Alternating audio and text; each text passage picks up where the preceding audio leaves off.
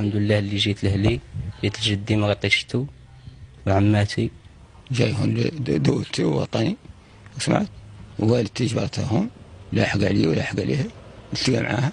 حمدت المولانا وحمد مولانا اللي شفته، وحمد مولانا اللي جاني بعياله وجبرني السالمه وجاني السالمه. ورانا عايشين متموكين الحمد لله، ونتحكم من تركتنا ونتحكم من ديارنا ونتحكم من سيننا، وهذا هو اللي يبغى الانسان.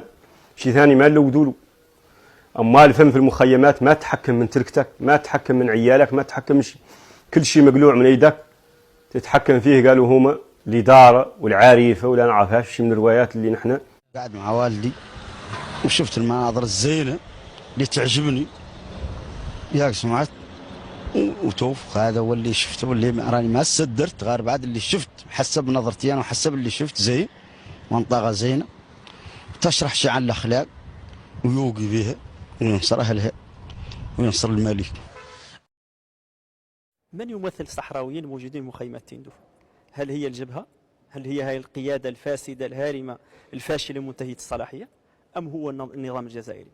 أخي الفاضل، أنا مزداد في سنة 1974، وفي سنة 1975 كنت في هذه المخيمات. حليت عيني في قيطون في حماية الجزائر. لا أعرف لشيء، كنت أظن أن جميع الصحراويين هم المتواجدين في مخيمات الحماة.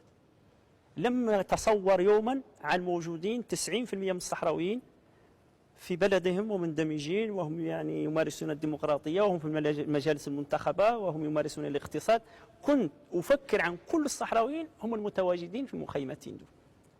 لأن كانت الدراسات التي كنا نتلقوها هي بأن الصحراويين على المغربة إلى الأرض، وأخذ على الأخضر واليابس، ويعني عدم جميع الصحراوي بالفوسفور وبالدبار، ولم يتبقى سواء موجودين في مخيمات تندوف.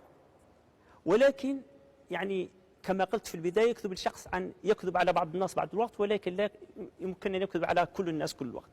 اليوم الأمور بانت.